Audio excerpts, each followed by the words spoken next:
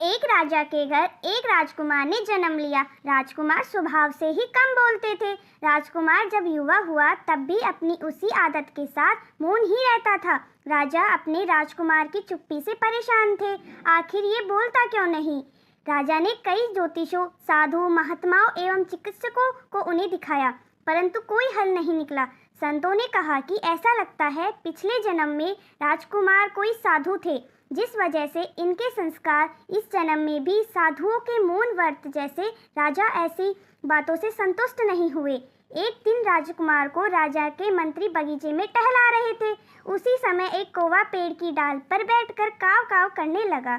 मंत्री ने सोचा कि कौवे की आवाज़ से राजकुमार परेशान होंगे, इसलिए मंत्री ने कौवे को गोली मार दी। गोली लगते ही कौवा जमीन पर गिर गया। तब राजकुमार कौवे के पास जाकर बोले कि यदि तुम नहीं बोले होते तो नहीं मारे जाते। इतना सुनकर मंत्री बड़ा खुश हुआ कि राजकुमार आज बोले और तत्काल ही राजा के पास ये खबर पहुंचा दी। राजा भी बहुत खुश हुआ और मंत्री को खूब ढेर सारा उपहार दिया।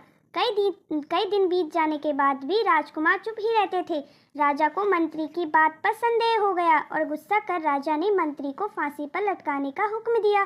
इतना सुनकर मंत्री दौड़ते हुए राजकुमार के पास आया और कहा कि उस दिन तो आप बोले थे, परंतु अब नहीं बोलते हैं। मैं तो कुछ देर में राजा के हुक्म से फांसी पर लटका दिया जाऊंगा।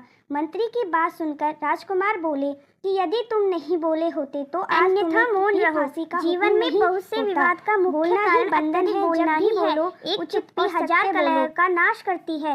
राजा छिपकर राजकुमार की ये बातें सुन रहा था। उसे भी इस बात का ज्ञान हुआ और राजकुमार को पुत्र रूप में प्राप्त कर गर्व भी हुआ। उसने मंत्री को फांसी मुक्त कर दिया। ऐसी और कहानियों के लिए चैनल को सब्सक्राइब करें।